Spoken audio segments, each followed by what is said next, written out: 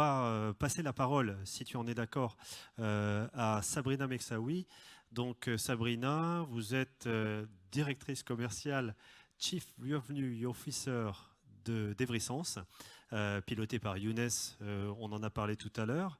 Ensemble, on a emporté un appel à projet France 2030 pour faire de belles choses dans les 3 ans qui viennent. Vous pouvez nous expliquer déjà le métier d'Evrysense, parce que ce n'est pas commun. Vous êtes désormais d'ailleurs sur un nouveau site Curatech, où vous avez grandi et vous êtes maintenant quasiment au centre-ville de Lille. Voilà. Vous pouvez nous expliquer votre métier, en fait?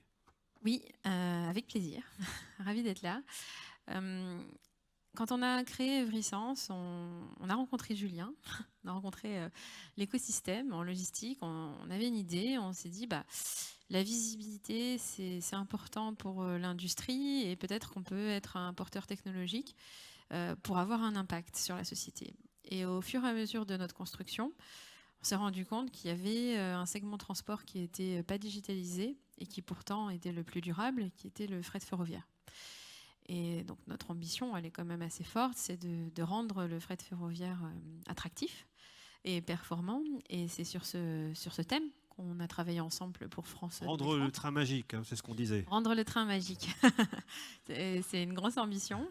Et ça s'inscrit dans l'histoire, je pense. Aujourd'hui, on le voit au niveau européen, les objectifs 2030, les ambitions de croissance dans ce mode de transport.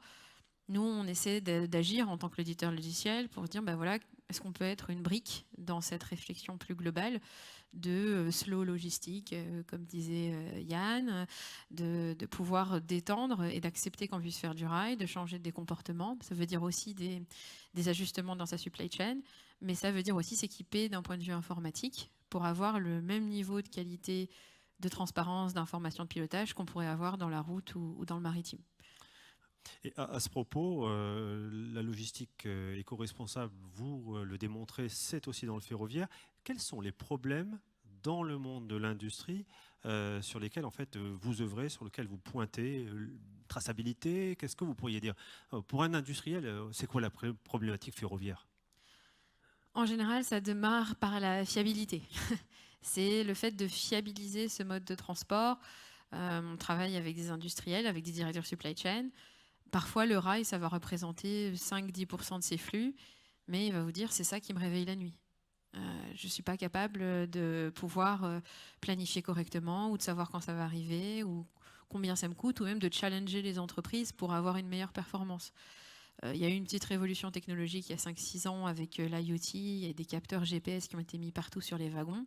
Et ça a débloqué un certain niveau de data et de données dans le marché qui a fait qu'on a pu commencer à exploiter ces données et puis après à faire de l'intelligence artificielle et aller plus loin sur ces informations. Mais je dirais qu'il y a certaines industries aujourd'hui qui sont, entre guillemets, naturellement presque obligées d'aller plus loin dans le ferroviaire. Dans la construction, par exemple, on parlait de scope 1, scope 2. Le scope 3, c'est très important pour la construction. Il y a des entreprises avec qui je travaille, ils sont aujourd'hui à 20-30% de rail, ils doivent passer à 60-70. Comment est-ce qu'on fait ça? Ou d'autres qui, dans l'automobile, ils sont à 2-3%, ils doivent passer à 20%, en plus en 1 an et demi, 2 ans. Comment, moi qui ai un niveau d'exigence comme ça, pour prévenir mon client final, surtout dans les industries très just-in-time, je vais faire ça si j'ai pas d'outils en fait. Donc c'est ces problématiques qu'on essaie d'aborder. Et à ce propos, je n'ai pas d'outils et là, vous les dotez. Quel est finalement l'axe sur lequel Evrysense fait porter son effort pour que ce problème, vous arriviez en fait à ce que ce ne soit plus du tout un problème pour l'industriel? Plus du tout, c'est ambitieux, mais on va dire qu'on essaie de s'adapter aux contraintes du ferroviaire. J'ai eu une conversation tout à l'heure qui était intéressante avec un industriel qui m'a dit le ferroviaire, le problème, c'est qu'au lieu d'adapter la solution au besoin, on doit adapter le besoin à la solution. Je trouvais ça assez pertinent. Et en effet, le ferroviaire, on doit planifier un certain temps à l'avance, on doit faire des investissements, il y a certaines choses à envisager là-dessus. Par contre, comment est-ce qu'on peut le faire de façon plus sereine? Et aujourd'hui, nous, on essaie d'avoir un outil qui va prendre en compte les contraintes structurelles du transport ferroviaire, donc ces éléments qu'on vient de dire, en introduisant une notion de temps réel, donc de dynamisme, qui fait qu'on puisse avoir des industries qui ne soient pas uniquement des déjà slow logistique, mais qui puisse être un peu intermédiaire. Alors, vous vous préoccupez aussi, comme on l'évoquait tout à l'heure, du calcul CO2. Comment vous l'abordez? Vous parlez de solutions de A à Z. Oui. Donc aujourd'hui, quand on en fait, tout le monde doit déclarer son bilan de carbone de plus en plus. Nous, on essaie de proposer une solution qui permet d'être assez précis. Comme on l'a dit, il y a le tonnage, il y a le kilométrage. On est capable de valoriser ça.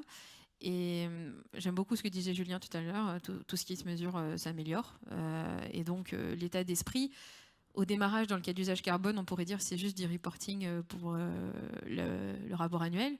Mais on voit d'autres cas d'usage qui émergent. Moi, j'ai un client qui m'a dit, je veux avoir un ranking de mes meilleurs dépôts, de ceux qui me font gaspiller le plus en interne. Donc, je ne parle même pas de mes transporteurs, de mes usines, et de les sensibiliser que s'ils déchargeaient plus vite ou s'ils ne me faisaient pas envoyer un train pour rien, je ferais des économies. Je veux pouvoir potentiellement avoir dans le planning le choix des fois de payer plus cher un transporteur qui va être plus éco-responsable, mais je n'ai pas cette information d'aide à la décision de façon opérationnelle. Donc on voit que ça va quand même beaucoup plus loin et je pense que c'est nécessaire si on veut vraiment atteindre les objectifs de 2030. D'accord. Eh bien, on va cheminer ensemble aussi sur ces projets d'innovation.